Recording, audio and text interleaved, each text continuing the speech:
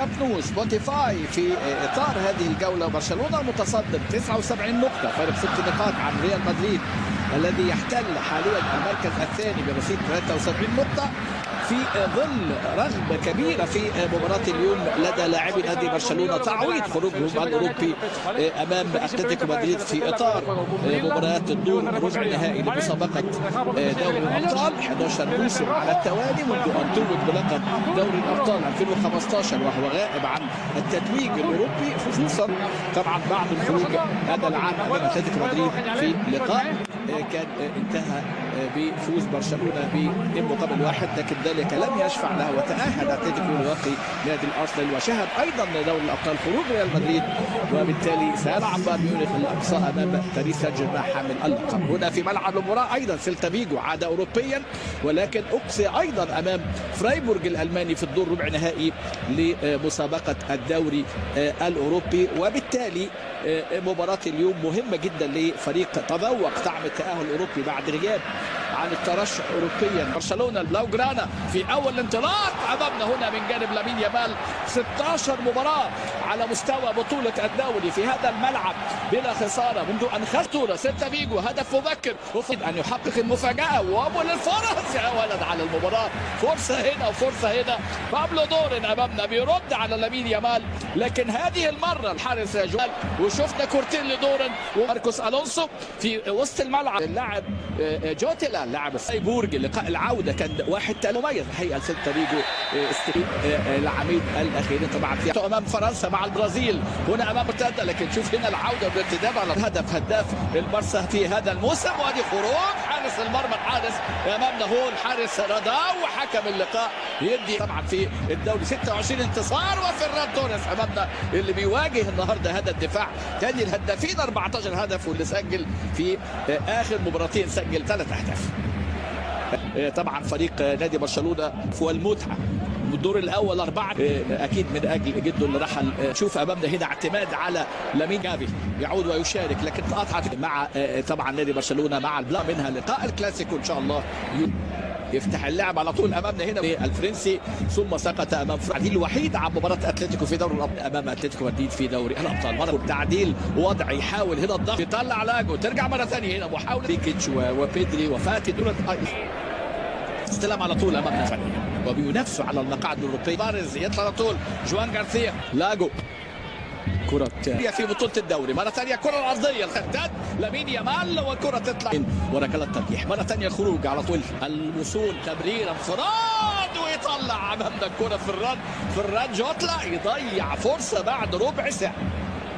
ادي كرة حلوة قوي من اللاعب اوجو الفاريز، ولكن تهرب منه كرة، لسه الخطورة قائمة. وجود ماركس راشفورد لكن يدي الأفضلية مرة ثانية على طول لمسة، ادي تدخل قوي قوي مع فيران توريس، تدخل قوي لازم اللاعب يتوقف، لكن حكم اللقاء لسه واقع فيران توريس، واقع امامنا اهو فيران توريس في اللقطة اللي فاتت. تدخل الألفية الجديدة أرقامه يعني متفوق لاعبي فريق سيلتا فيجو، وكان الأخطر كورتين لدوران على جوتيلا، لكن بلوك ريمالدو حاليا ليهم الأفضلية.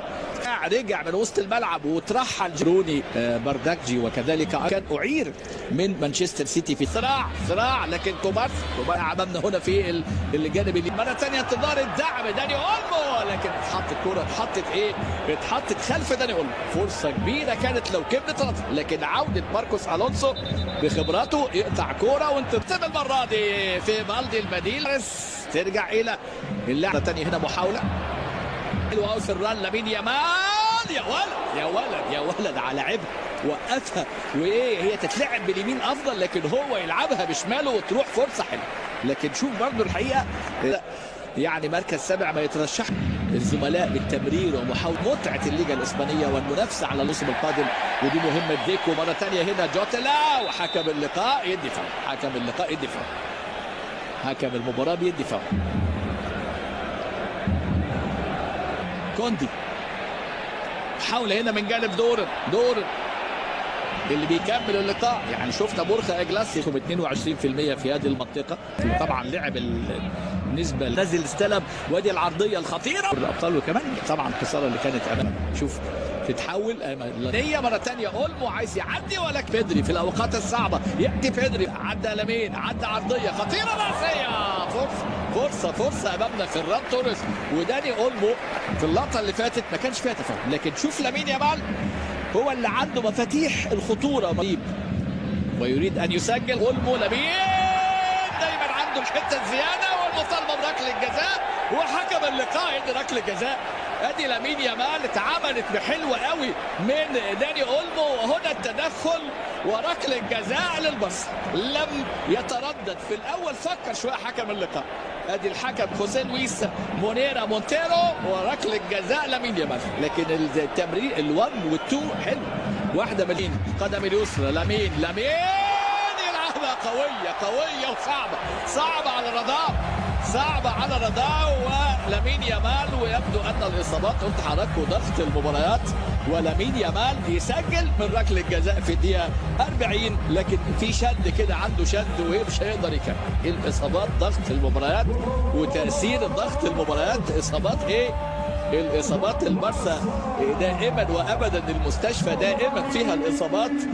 اصابه رافينيا وغيابه، وكذلك برنال وكريستنسن واسماء كثيره غابت في فتره. جافي كان غايب فتره كبيره. لامين يامال برضو اصيب برضو وجات له فتره اصابه وفتره غياب. وهانز فليك بيتكلم معاه بيقول له خلاص مش قادر، خلاص اصابه دي ارهاق. على فكره الاصابات دي ارهاق، اصابه لامين يامال ارهاق تاريخيا زي ما شفنا. الله سئن في اللعب في الدقيقه 58. هناك ازمه قلبيه وسكته صار هنا في هذه اللحظات. واحد نجوم البارسا الكبار طبعا بالدي، واصيب لامين يامال بعد ركله. هتكمل المباراه امامنا هو روني الراسيه، هدف ثاني لكن الماضي في مرمى ريال سوسيداد جيرارد مارتين.